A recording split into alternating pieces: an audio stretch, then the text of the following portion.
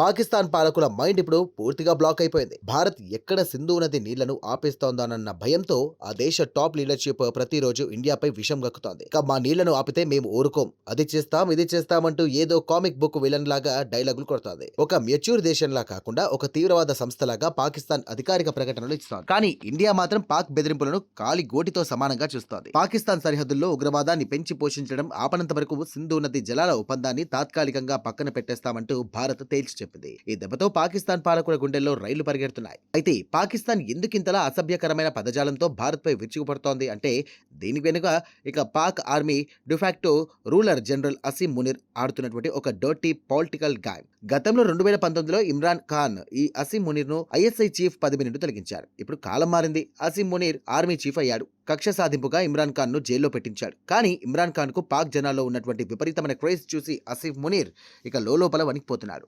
ప్రజలు ఇమ్రాన్ ఖాన్ ను మర్చిపోవాలంటే తానేదో పాకిస్తాన్ హిస్టరీలోనే అతిపెద్ద స్ట్రాంగ్ మ్యాన్ జనరల్ అని ప్రూవ్ చేసుకోవాలని మునీర్ డిసైడ్ అయ్యాడు. అయితే దేశాన్ని పాలించడం కంటే తన సొంత ఇమేజ్ పెంచుకోవడమే ఆయనకు ఫస్ట్ ప్రియారిటీ అయిపోయింది. అందుకోసం అసీం మునీర్ పాక్ లోని రాజకీయ పార్టీలైన పీపీపీ, పీటీఐలను కూడా పూర్తిగా అణచివేశాడు. అక్కడ ఉన్నటువంటి కరుడుగట్టిన మత చందాసావాదులను తన వైపు తిప్పుకున్నాడు. ఇండియాను టార్గెట్ చేస్తే పాక్ ప్రజలు మోసిపోతారంటూ భావించి మన పార్లమెంట్ లో హిందుత్వాన్ని ఒక శత్రువుగా చిత్రీకరిస్తూ ప్రసంగాలు చేయించాడు. అంతేకాదు తన ప్లానింగ్ ఎంత క్రూరంగా ఉంటుందో చూపించుకోవడానికి జమ్మూ కాశ్మీర్లోని పహల్గాంలో ఉగ్రదాడి చేయించాడు. దీనికి ప్రతీకారంగా భారత్ ఆపరేషన్ సింధూర్తో విరుచుకుపడి పాక్ సైనిక రక్షణ వ్యవస్థల గుండెల్లో గుణపాలు దించింది. ఇక ఆ అవమానం నుండి తప్పించుకోవడానికి అసీం మునీర్తో తన పాత ఐఎస్ఐ ట్రిక్స్ ప్లే చేశాడు.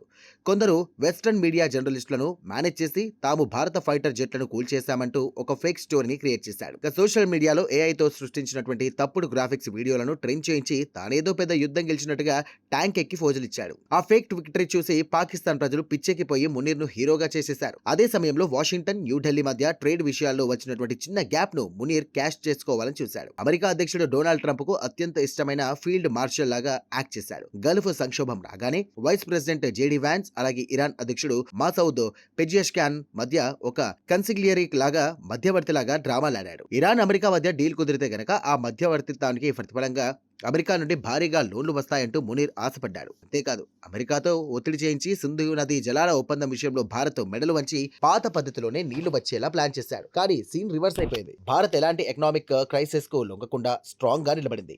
వెస్ట్రన్ దేశాలతో యూరోపియన్ యూనియన్ తో సత్సంబంధాలు కొనసాగిస్తూనే అంతర్గతంగా ఆపరేషన్ సింధూర్ 2.0కు సైన్యాన్ని ఇక సర్వసన్నద్ధం చేసింది. చెమురు దిగుమతులను వైద్వీకరించి ఎనర్జీ సెక్యూరిటీని సాధించింది. ఇదే సమయంలో శత్రువుల గుండెల్లో రైళ్లు పరిగెత్తించి మన బ్రహ్మోస్ మిసైల్ రక్షణ దౌత్యంలో సూపర్ హిట్ గా నిలిచింది. చైనాను ఎదిరించాలనుకునే దేశాలన్నీ కూడా భారత్ బ్రహ్మోస్ క్షిపణుల కోసం క్యూ కట్టాయి. చివరికి అమెరికా ఇరాన్ ఒప్పందం తర్వాత అసీం మునీర్ ఇక పైసాకు ప్రయోజనం దక్కలేదు. అమెరికా పాకిస్తాన్ ను వాడుకుని వదిలేసింది. గల్ఫ్ సంక్షోభంలో తమకు అండగా నిలబడింది ఒక్క భారత్ మాత్రమేనంటూ ఇండియన్ ఓషన్ లో చైనాను తొక్కాలన్న భారత్ ఉంటేనే సాధ్యమంటూ అమెరికా రిలీజ్ అయింది. అటు యూరోపియన్ యూనియన్ కూడా పాకిస్తాన్ ను కాదని ఇక భారత్ తో ఫ్రీ ట్రేడ్ అగ్రిమెంట్ల కోసం లైన్ లో నిలబడింది. ఇప్పుడు పాకిస్తాన్ లో పరిస్థితి దారుణంగా ఉంది. పాక్ ఆక్రమిత కాశ్మీర్ లో నిరసన మంటలు ఎగిసిపడుతున్నాయి. బలూచిస్తాన్ లో తిరుగుబాటు జరుగుతోంది. ఆఫ్ఘాన్ తాలిబాన్లతో సత్సంబంధాలు చెడిపోయాయి. వీటన్నిటికి తోడు భారత్ సింధు నదికి సంబంధించిన తూర్పు, పశ్చిమ నదులపై భారీగా ఇన్ఫ్రాస్ట్రక్చర్ ప్రాజెక్టులను అనౌన్స్ చేసింది.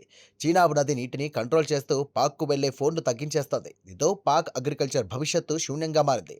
అసీం మునీర్ 3 ముక్కల సూటు వేసుకొని ప్రపంచ దేశాలు తిరుగుతున్నా పాకిస్తాన్ మాత్రం కోలుకోలేని గతిలో పడిపోయింది. అందుకే ఇప్పుడు భారత్ పై కేవలం మాటదాడి చేయడం తప్ప పాకిస్తాన్ ఏమీ చేయలేని స్థితికి చేరుకుంది.